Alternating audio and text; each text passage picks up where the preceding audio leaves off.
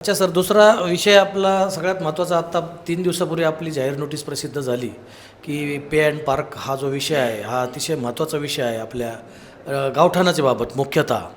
तर गावठाणामध्ये मुख्य म्हणजे पे अँड पार्कसाठी जागाच नाही आहे. अतिशय कमी जागा उपलब्ध आहे की त्याला पे अँड पार्क आपल्याला म्हणता येईल. आणि फोर व्हीलरचा तर फार मोठा विषय आहे, तर फोर व्हीलरचं पार्किंग देखील करता येत नाही.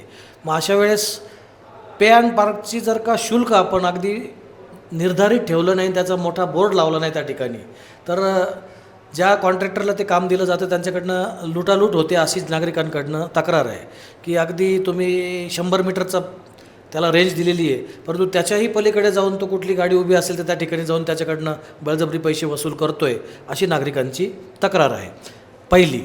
आणि दुसरी तक्रार अशी आहे की त्याचं शुल्क जर का त्या ठिकाणी लावलं की इतकं टू व्हीलरला एवढे आहेत, फोर व्हीलरला एवढे आहेत, तर त्याच्यापेक्षा जास्त पैसे घेण्याचे आणि किती तासासाठी कसं आहे याचा एक फलक लावणं त्या ठिकाणी अनिवार्य जर केलं या कॉन्ट्रॅक्टरला, आणि एकाच ठिकाणी नाही तर 2-4 ठिकाणी, कारण तो रेंज थोडासा मोठा आहे, तो करणं गावठाणामध्ये आवश्यक आहे. आणि गावठाणाबरोबरच उपनगर, समजा आपला आनंद ऋषीचा भाग झाला किंवा आपला प्रोफेसर कॉलनीचा चौक झाला, अशा ठिकाणी जेव्हा जास्त गर्दी आहे तर अशा प्रकारची तरतूद आपण केलेली आहे का? की कारण पे अँड पार्क हा नागरिकांचा जिव्हाळ्याचा विषय आहे. शहरातील वाहतुकीचा प्रश्न असेल, पे अँड पार्कचा प्रश्न असेल, यावरती देखील महापालिका काम करत आहे. शहरातील काही रस्ते एकेरी वाहतुकीसाठी आपण एक त्याची जाहीर प्रसिद्धीकरण दिलेलं आहे.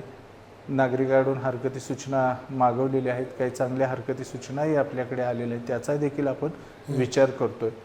दुसरं, पे अँड पार्कचा जर विषय आपण घेतला तर सर्वसाधारणपणे चितळे रोडचा परिसर असेल, कापड बाजार असेल, आपण म्हणता येते घास गल्लीचा परिसर असेल, आणि शहरातले अजून जुन्या गावठाण परिसरातले काही भागांमध्ये नेहमीच काय होतं की दुकान किंवा अतिक्रमण, एखादी गाडी चहाची, त्याच्या पुढे एक गाडी, त्याच्या अपोजिटला एक दुसरी गाडी, परत त्याच्या पुढे परत गाड्या, त्याच्यामुळं रस्ता वाहतुकीच बंद होते.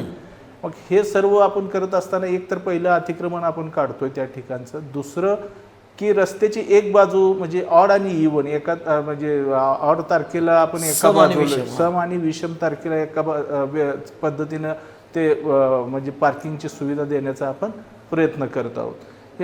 आणि थोडंफार आता हा इनिशियल स्टेजेस आहेत, म्हणजे सुरुवातीची आहेत, शिस्तीची काही प्रमाणात गरज आहे, उपद्रव वाढलेला आहे. आणि यासाठी आपण मागच्या 2 वर्षापूर्वी ज्यावेळी या ठिकाणी आपलं कार्यकारी मंडळ होतं त्याचवेळी त्यांनी तो निर्णय घेतलेला होता. त्याचवेळी एजन्सी फायनल केलेली होती. त्यावेळी रेटसुद्धा त्यावेळी फायनल केलेले होते की बाबा टू व्हीलर जर चुकीच्या पद्धतीने पार्क केली तर तिला टोईंग करून न्यायची किती शुल्क घ्यायचं, तिला जागेवरच कुलूप लावायचं असेल तर त्याला किती शुल्क घ्यायचे. तर थोडेफार नागरिकांमधून अशी मागणी होत होती की हे रेट जरा जास्त आहेत दंडाचे, परंतु आपलं जे मॉडेल होतं तर ते ठेकेदारानेच ती वाहनं आणायची आहे, ठेकेदाराचंच मनुष्यबळ वापरायचं आहे आणि नागरिकांकडून दंड घ्यायचा आहे, असं आपलं मॉडेल असल्यामुळे ते थोडेफार हायर साईडला वाटत होते. पण मी आता मागच्या कालावधीत माझ्याकडे प्रशासक पदाचे चार्ज असल्यानंतर आपण ते सगळे रेटमध्ये कपात केली. जवळजवळ आपण एक 25-30% रेट कपात केले आणि रॅशनल रेट आपण ठेवलेले आहेत. ह्याच्या पुढे जरी अजून थोडाफार विचार करायचा झाला तरी त्यांना काही महापालिकेकडून क्रॉस सबसिडाईज करता येत असेल तर ते रेट खाली येणं शक्य आहे, नाहीतर हेच रेट लागू राहतील. आणि दुसरं म्हणजे की मशीनद्वारे त्यांना पावती दिली जाते. वेळोवेळी आपण हे जे कोणते रस्ते एकेरी वाहतुकीसाठी आहेत, कोणत्या जागा पे अँड पार्कसाठी आहेत, हे आपण वृत्तपत्राच्या माध्यमातून, महापालिकेच्या सोशल मीडियाच्या माध्यमातून आपण नेहमीच त्याला प्रसिद्धी देत असतो. माझे सुद्धा कित्येक व्हिडिओ यावरती आपण दिले आहे. परंतु कुठंतरी गरज आहे की थोडीफार शिस्त लावण्याची गरज आहे. शिस्त लावत असताना इनिशियल पिरियड असतो तो जरा थोडा कठीण असतो. त्यानंतर ज्या वेळी अशा काही तक्रारी येतात की बाबा तुमचे दंड एवढा असताना इतका घेतला वगैरे, त्यावेळी आपण व्हेरीफाय करतो. पण त्या काही तक्रारी वास्तवाला धरून नाहीत, कारण इलेक्ट्रॉनिक मशीन आहे, पॉश मशीन आहे, त्याच्याद्वारे त्या पावत्या जास्त तुमच्याकडून शुल्क घेऊ शकत नाही, पार्किंगचे पण नाही घेऊ शकत आणि दंडाचे नाही घेऊ शकत. आणि सगळ्यात महत्त्वाचं म्हणजे आपण एक लॉंग टर्म प्लॅनिंग, हे झालं टेम्पररी. लॉंग टर्म प्लॅनिंगच्या दृष्टीने आपण चितळे रोडचं जुनं नेहरू मार्केट होतं, त्याची कार्यारंभ आधीच दिले. 10 कोटी रुपयाचं त्या ठिकाणी मार्केट उभा करतो, त्याच्या तळघरात आपण सगळी पार्किंग करतोय. त्यामुळं काय होईल की पुढं त्या चितळे रोडचं कंजेशन होतंय तर ते डिकंजेशन होण्यामध्ये मदत होईल. त्या ठिकाणी 70 ओटे देतोय, त्यामुळे जे सर्व भाजीवाले आहेत विकणारे किंवा छोट्या मोठ्या गोष्टी विकणारे आहेत ते सर्वजण त्या नेहरू मार्केटमध्ये येतील.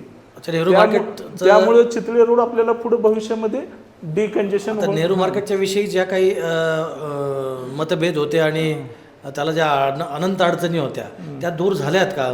ते होणार आहे का? हो, 100% त्याचे कार्यारंभ आदेश दिलेला आहे. प्रत्यक्ष काम सुरू झालेलं आहे.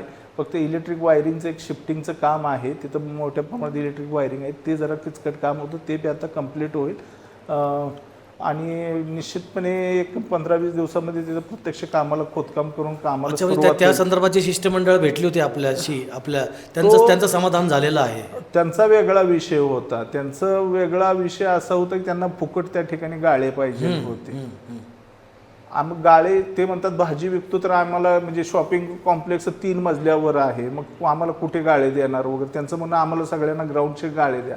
परंतु कसं असतं की पुनर्वसनामध्ये आपण त्यांना काय प्रॉमिस केलं होतं किंवा कोर्टामध्ये काय सांगितलं होतं की तुम्हाला आम्ही गाळे देऊ, ते कुठे देऊ असं नाही. अच्छा, म्हणजे तुम्ही मागितले ग्राउंड फ्लोअरचे, म्हणजे त्या शॉपिंग सेंटरची सगळी व्हॅल्यू कमी होईल त्याच्यामध्ये. बरोबर. आणि तुम्हाला जर भाजी विकायची तर 70 ओटे दिलेले आहेत, आपण त्यातले घ्यावेत त्यांनी, जेणेकरून म्हणजे त्या प्रोजेक्ट सेल्फ फायनान्सिंगच्या मोडमध्ये आपण नेलेलं आहे की ती गाळे आहेत ते महापालिकेचा पैसा राहील पहिल्यांदा इनिशियल, आणि त्यातून ते रिकवर बी झाले पाहिजे जेणेकरून आपल्याला पुढची कामं करता येतील. अशा पद्धतीनं त्याचं नियोजन होतं. तुम्ही कार्यारंभाचा आदेश जरी दिला असला तरी संबंधित कॉन्ट्रॅक्टरने ते सुरू करायला पाहिजे ते खरं म्हणजे, परंतु त्याला जर का काही अँटिसिपेशन वाटत असेल की याला विरोध होईल किंवा हे सुरू करताना काही, त्या ठिकाणी काय होतं, 2 मोठी पिंपळाची झाडं होती, ते पिंपळाची झाडाचं कटिंग करावं लागतं. त्या ठिकाणी इलेक्ट्रिक, पूर्वी ती जागा ओपन असल्यामुळं वेगवेगळ्या पद्धतीनं त्या ठिकाणी एक DPA ट्रान्सफॉर्मर होता, तो सगळं शिफ्ट केलेला. 11 kVची लाईन होती.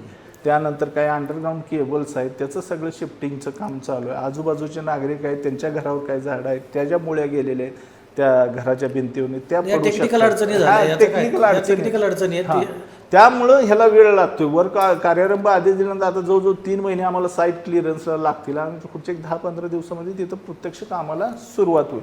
हा एक विषय झाला. दुसरा विषय आहे कापड बाजाराच्या परिसरामध्ये आपल्याला एखादी पार्किंग सुविधा निर्माण करण्यासाठी आपण काय केलेलं आहे की आपलं जे रंगभवन आहे पूर्वीचं, तर ते रंगभवन डिमॉलिश करून त्याला आपण म्हणजे 7 मजल्याचं मल्टी स्टोरेज पार्किंग करतो. त्यामध्ये खालच्या मजल्यावरती गाळे राहतील, मधले 2, 3, 4, 5 4 माळ्यावरती आपलं जसं मंडईमध्ये जसं पार्किंग आहे तशा पद्धतीने पार्किंग राहिलं, आणि एकदम वरच्या मजल्यावर सांस्कृतिक भवन आपण करत आहोत त्या ठिकाणी. त्यामुळे भविष्यामध्ये लॉंग टर्ममध्ये या परिसरातलं पार्किंगची सुविधा आपण निर्माण करतो. परंतु सध्या तात्पुरत्या स्वरूपात रस्त्याच्या एका बाजूला तर कमीत कमी लाईनीत आणि शिस्तीत गाड्या पार्क कराव्यात म्हणून हे P&N पार्कचं आपण चालू केलेलं आहे. अच्छा,